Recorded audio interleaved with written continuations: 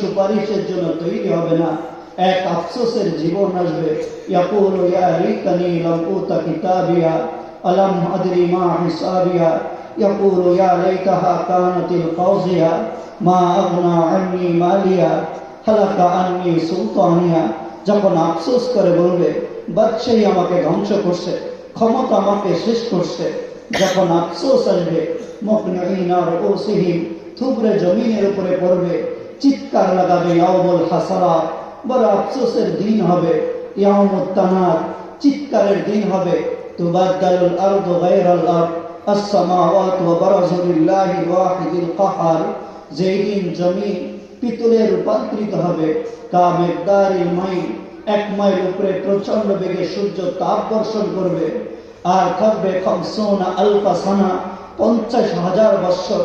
ওই তামার উপরে যখন সূর্য তার তাপ ফেলে প্রচন্ড গরম আকার রূপ নেবে, ওই পিতলের জমিনের উপরে দাঁড়িয়ে রব যখন বলবে লাতুস আলুন্না ইয়াউমাইদিন আনিন নারী, 70 বছরের জীবনের হিসাব লাগাও।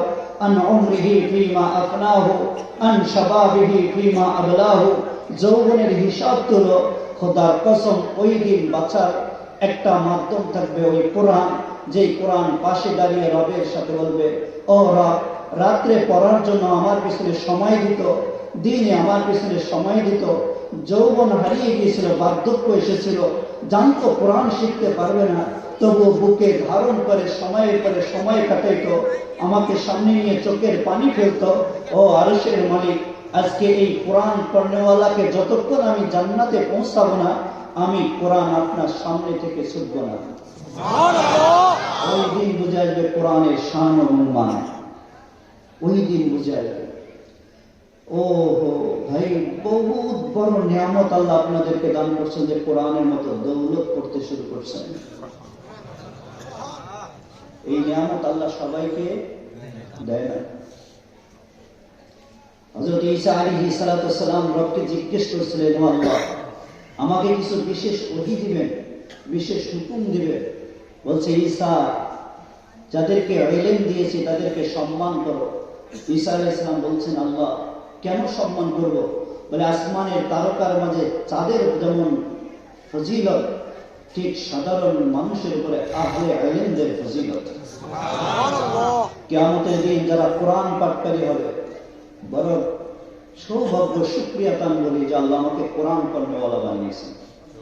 কিয়ামতের দিন আল্লাহ ডাক দিবেন, ইয়া মাশারাল উলামা, হায় যাদেরকে কোরআনের ইলম দিয়েছি তোমরা কোথায়? যাদেরকে হাদিসের ইলম দিয়েছি তোমরা কোথায়?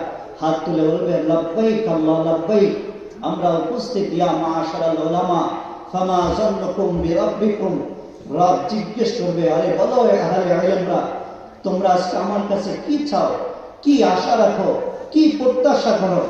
ওই দিন আহলে ইলম, যাদেরকে আল্লাহ ইলম দিয়েছেন, কোরআন দিয়েছেন, তখন আল্লাহর সামনে বলবেন, আল্লাহ আইয়াগফির লানা ওয়া ইয়ারহামনা, আপনার কাছে চাওয়ার মতো কিছুই নেই, আপনার কাছে আজকে পাওয়ার মতো আমাদের কোনো যোগ্যতা নেই, জীবনটাকে শেষ করে এসেছি, শুধু এতটুকু চাই যে আমাদেরকে মাফ করে দেন।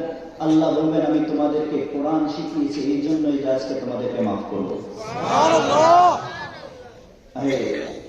যাদেরকে আল্লাহ এই দৌলত দিয়েছেন, সবাই শুকরিয়া তার বলে আলহামদুলিল্লাহ। তাহাদুল কোরআন ফাওয়াল্লাযী নাফসি বিয়াদিহি, যখন আমি হাদিস পড়ি তো আমার দিলে ধাক্কা লাগে। আল্লাহ রাসূল বলছেন, কোরআনের খোঁজ খবর লাগাও, কোরআনের খোঁজ খবর লাগাও। আমার নবী কখনো মিথ্যা বলতে পারে না, বলে নবী মিথ্যা বলছেন কখনো? লা ইয়াখরুজু ইল্লাল হক, নবী বলছেন আমি কখনো মিথ্যা বলি না। শপথ করে কখন মানুষ? কোন কথা কারো বিশ্বাস না হলে শপথ করে, আমার কথা কেউ নিচ্ছে না, তখন বলে আল্লাহর কসম করে বলেছে। কিন্তু নবী কখনো মিথ্যা বলেন? নবীর শপথ করার কি প্রয়োজন? তবুও নবী শপথ করে বলছেন, আমার উম্মত একথা মিথ্যা মনে করিও না, আমি মিথ্যা বলি না, তোমার অন্তরে সন্দেহ আসতে পারে। ফাওয়াল্লাযী নাফসি বিয়াদিহি, ওই সত্তার কসম করে বলছি যার হাতে মুহাম্মাদের জান। মনে রাখিও, যদি কোরআনের খোঁজ খবর না নাও তো তোমাদের গোয়াল ঘর থেকে যেমন পালা ষাঁড় পালিয়ে যায়, তোমাদের অন্তর থেকে কোরআন বের হয়ে যাবে, কোরআন থাকবে না। এই জন্য আজকে কোরআন হাতে নিব, কোরআনের খোঁজ খবর রাখবো তো ইনশাআল্লাহ। বড় দৌলত আল্লাহ আপনাদেরকে নসিব করছেন। যখন আমার এই কোরআনের আয়াত করছে তখন আমার দিলে আঘাত করছে। আমি যতবারই এই কোরআনের আয়াতটুকু করি তখন আমি স্থির থাকি, কিছুক্ষণ চোখের পানি ফেলি। অকাল আর রাসূলিনা কওমি ইত্তাখাযু হাযাল কুরআনা মাহজুরা, যেই নবীকে আল্লাহ রাহমাতুল আলামিন বানালেন, যেই নবী উম্মতের জন্য 23 বছর টুকরা করলেন, মৃত্যুর দ্বার প্রান্তে দাঁড়িয়ে উম্মত উম্মত বলে চিৎকার করলেন। যখন রাসূল দুনিয়া থেকে বিদায় নেবেন, আম্মা জান আয়েশা রাদিয়াল্লাহু তাআলা আনহার বুকের উপরে জিবরিল আমিন সামনে দাঁড়িয়ে যখন মালাকুল মউত দরজায় আঘাত করছেন, রাসূল বলছেন, জিবরিল কে এসেছে? বলে, ইয়া রাসূলুল্লাহ, মালাকুল মউত এসেছে। বলে, ভিতরে আসতে দাও। কামলেওয়ালা নবীর সামনে মালাকুল মউত জান কবজ করার জন্য তৈরি হয়ে গেছে। আজকে আমার মৃত্যুর আলামত প্রকাশ পাক। আমি বলবো, আমার ছেলের কি হবে, আমার মেয়ের কি হবে, আমার ভাতিজির কি হবে, আমার আম্মার কি হবে, আমার ভাইয়ের কি হবে, আমার বোনের কি হবে? কামলেওয়ালা নবীর উপরে আমার মা কোরবান, আমার বাবা কোরবান, আমার ভাই কোরবান, আমার জীবন কোরবান। নবী একবারও জিজ্ঞেস করেনি আমার হাসানের কি হবে, আমার হুসাইনের কি হবে, আমার আলী কি হবে, আমার ফাতেমার কি হবে। ওমর রাদিয়াল্লাহু তাআলা আনহু একবার চিকন কাপড় গায়ে দিতে বলছিল, উজির নাজির। বলছে, আমিরুল মুমিনিন, একটু ভালো পোশাক পরিধান করুন। আমিরুল মুমিনিন সিংহাসন থেকে হেঁটে রাসূলের বিবি হাফসা রাদিয়াল্লাহু তাআলা আনহা রাসূল হযরত ওমরের মেয়ের কাছে এসে জিজ্ঞেস করছে, মেয়ে, তুমি তো রাসূলের বিবি ছিলে, বলো রাসূলের ঘর কেমন ছিল? তখন হাফসা রাদিয়াল্লাহু তাআলা আনহা বলছেন, আব্বাজান, আমি আল্লাহর কসম করে বলছি, রাসূল সাল্লাল্লাহু আলাইহি ওয়াসাল্লাম যেই দিন ইন্তেকাল করছেন, আমরা 9 জন বিবি জীবিত ছিলাম। 9 জনের ঘরে দুপুরের খাবার ছিল না। 9 জনের ঘরে দুপুরের খাবার ছিল না। বলে, আব্বা, আমি যতদিন রসুলের ঘরে ছিলাম আমি রসুলকে 2 বেলা কখনো খাইতে দেখি নাই। সকালে খেলে সন্ধ্যার খাবার জুটতো না, সন্ধ্যায় খেলে খাবার জুটতো না সকালে। আব্বা জান, তখন আমি মোটা কাপড় ছাড়া চিকন কাপড় পরিধান করতে দেখি নাই আমার নবীকে। 9 জন বিবির ঘরে খাবারবিহীন অবস্থায় রসুল আজকে বিদায় নিচ্ছেন। তবুও জিবরিলকে জিজ্ঞেস করেনি, জিবরিল, আমার 9 জন বিবির কি হবে, আমার ফাতেমার কি হবে, বস্ত্রহীন অবস্থায় ঘরে রেখে দিয়েছি। আমার হাসানের কি হবে, আমি বিষ পানে হত্যা হইতে দেখি। আমার হুসাইনের কি হবে, কারবালার ময়দানে শহীদ হইতে দেখি। প্রশ্ন মৃত্যুর সময় তুলছিলেন, আমার উম্মতের কি হবে, আমি চলে যাওয়ার পরে আমার উম্মত কি হবে? আমা কান আল্লাহু ইউআযিবুহুম ওয়া আনতা ফীহিম, যতদিন আমি থাকবো আমার উম্মতকে আল্লাহ ধ্বংস করবে না। আমি চলে যাওয়ার পরে উম্মতের কে জিম্মাদারি নেবে? মৃত্যুর দ্বার প্রান্তে উম্মত কিয়ামতের ময়দানে যখন সবাই বলবে, ইয়া নফসি ইয়া নফসি, আদম ইয়া নফসি, শীশ ইয়া নফসি, দাউদ ইয়া নফসি, সালেহ ইয়া নফসি, ইব্রাহিমের মতো হস্তি বলবে, ইয়া নফসি, রব আমাকে বাঁচাই দেন। আমি ইসমাইলের ব্যাপারে সওয়াল তুলিনি, মরিয়মকে জিজ্ঞেস করবেন, মরিয়ম বলবে, ইয়া নফসি ইয়া নফসি।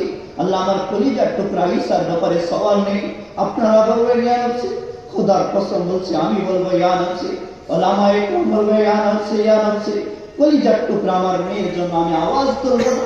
কামলিওয়ালা নবী শুধু একটাই আওয়াজ হবে, সেজদায় করে বলবে, আল্লাহ আমার উম্মত, আল্লাহ আমার উম্মত, ইয়া উম্মতি ইয়া উম্মতি। এক হস্তি বলবে, ইয়া উম্মতি ইয়া উম্মতি। ও নবী মুহাম্মদ, নবী মুহাম্মদ, আরশ আজিমের বন্ধু, আরশ আজিমের মালিকের বন্ধু, হাবিবুল্লাহ, মুজাম্মিল, মুদ্দাসির, যাকে আল্লাহ তাআলা শাফিউন মুশাফফা বানিয়েছেন, যাকে সেজদায় পরে থেকে আল্লাহ বলবেন, ইরফা রাসাক শাফি তুশাফফা সাল তুতা। নবী মাথা তোলো, সুপারিশ করো। নবী মাথা উঠে সুপারিশ করবে, মাথা উঠাও, চাও আমার কাছে আমি দিব। রাসূল মাথা উঠে শুধু একটাই আওয়াজ করবে, আল্লাহ আমার উম্মত এখনো জাহান্নামে, আল্লাহ আমার উম্মত এখনো জাহান্নামে। তায়েফের ময়দানে যখন পায়ের গোছা থেকে রক্ত ঝরছিল, ও আমার নবীর উম্মত, ওই দিন নবী বলছিলেন, আল্লাহুম্মা গফির লিকওমি ফাইন্নাহুম লা ইয়ালামুন। আল্লাহ আমার উম্মতকে মাফ করে দেন, আমার উম্মত বোঝে না, আমার উম্মত আমাকে চিনতে পারেনি। বদরের ময়দান সাক্ষী, উহুদের ময়দানে যখন দাঁত শহীদ হয়ে গেল, যখন উহুদের প্রান্তরে রাসূল বেহুশ হয়ে পড়লেন, হুশ ফিরে এসে একটা আওয়াজ লাগিয়েছিলেন, আল্লাহুম্মা গফির লিকওমি ফাইন্নাহুম লা ইয়ালামুন। রব আমার উম্মতকে মাফ করে দেন। ওই নবী কিয়ামতের দিন আল্লাহ যখন আসবে, ইয়াহমিলু আরশা রাব্বিকা ফাওকাহুম ইয়াওমাইযিন সামানিয়া, আটজন ফেরেশতা আরশ বহন করে নিয়ে আসবে। ওয়াজাআ রাব্বুকা ওয়াল মালাকু সাফফান সাফফা, আল্লাহ আসবেন, আরশে বসবেন, ফেরেশতারা কাতার বন্দী হয়ে দাঁড়িয়ে যাবে। ইয়াওমা ইয়াকুমুর রূহু ওয়াল মালাইকাতু সাফফান লা ইয়াতাকাল্লামুনা ইল্লা মান আযিনা লাহুর রাহমান ওয়া ক্বালা সাওয়াবা। র্যাব আর পুলিশের মতো যখন ফেরেশতারা দাঁড়িয়ে যাবে, জিবরিল দাঁড়িয়ে, ইসরাফিল, মিকাইল, মালাকুল মউত, কিরামান কাতিবিন, মুনকার নাকির, মালায়েকা হাফাজা, সব ফেরেশতা, জাহান্নামের ফেরেশতা।